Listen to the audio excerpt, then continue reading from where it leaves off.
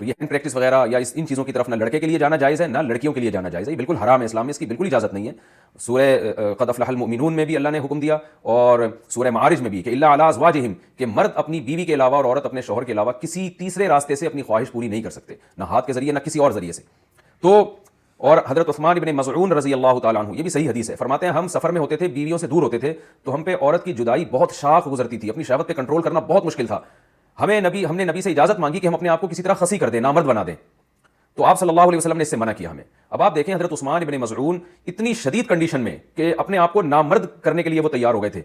فرمایا حدیث کے الفاظ ہیں لو اجازنا لاختصینا، اگر نبی ہمیں پرمیشن دے دیتے تو ہم اپنے آپ کو نامرد کر دیتے، یعنی ہمیشہ کے لیے نامرد ہو جاتے۔ تو اس قربانی کے لیے بھی حضرت عثمان ابن مظعون تیار تھے کہ اتنا خطرہ تھا ان کو، لیکن نہ انہوں نے نبی سے پوچھا کہ کیا میں ہاتھ سے اپنی خواہش پوری کر سکتا ہوں، نہ نبی نے ان کو بتایا کہ تم یعنی ہاتھ کے ذریعے مجبوری میں اپنی خواہش پوری کر لیا کرو، نہ نہ نہ نہ، نبی نے ان کو بھی حکم دیا ایسے موقع پہ تزوج الودود الولود فانی مباہی بکم الامم، محبت کرنے والی عورت سے اور اولاد جننے والی عورت سے نکاح کرو، میں تمہاری کثرت پہ قیامت کے دن فخر کروں گا۔ تو آپ صلی اللہ علیہ وسلم نے بزبان حال بتا دیا کہ یہ جو اللہ نے تم پر مرد پر اتنی شہوت مسلط کی ہے، خواہش مسلط کی ہے، اس کی وجہ یہ ہے کہ اللہ نسل چاہتے ہیں کہ مرد اور عورت کا ملاپ ہو، تو مرد اور عورت کو ایک دوسرے سے دور رہنے کے لیے پیدا نہیں کیا ہے، ملاپ کے لیے پیدا کیا ہے۔ تو اس لیے ملاپ کی ایک ناجائز قسم ہے، ایک جائز ہے۔ ناجائز ہے گرل فرینڈ بوائے فرینڈ، یہ حرام ہے۔ ولا متخذات اخدان، ولا متخذی اخدان قرآن کے الفاظ ہیں، کسی لڑکی سے تمہیں دوستی کی اجازت نہیں ہے۔ اور جائز طریقہ کیا ہے جو سورہ مومنون میں اور سورہ معارج میں اللہ نے بیان کیا، الا علی ازواجہم، کہ اپنی بیوی بنا کے اپنی خواہش اس سے پوری کرو، فإنہم غیر ملومین، اور اللہ نے فرمایا یہ لوگ قابل ملامت نہیں ہیں۔ اگر نکاح کے ذریعے آپ خواہش پوری کرو گے تو آپ کو دنیا تو ملامت کرے گی، لیکن اللہ کی نظر میں آپ کو سرٹیفکیٹ مل گیا کہ آپ قابل ملامت نہیں ہیں۔ یہی وجہ ہے کہ علماء نے لکھا ہے کہ جو بیوی کے ذریعے بھی اپنی خواہش پوری کرے نکاح کر کے، اسے ملامت کرنا، اسے تانا دینا، اس پہ کفر کا خطرہ ہے، کیونکہ اللہ نے اس کو سرٹیفکیٹ دے دیا کہ یہ قابل ملامت نہیں ہے۔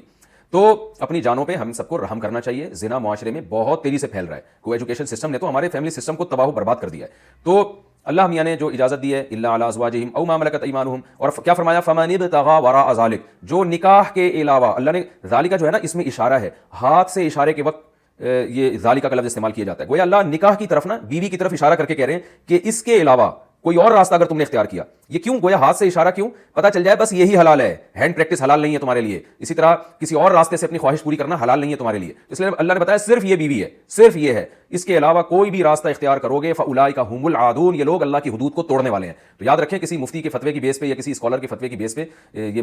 اس کو جو ہینڈ پریکٹس ہے اس کو حلال کرنے کی اجازت نہیں ہے، قرآن میں اللہ نے بہت واضح فتویٰ دیا ہوا ہے اس بارے میں۔ تو اس لیے آج کل نوجوان بہت تیزی سے اس طرف جا رہے ہیں، تو بہت احتیاط کی ضرورت ہے اس میں۔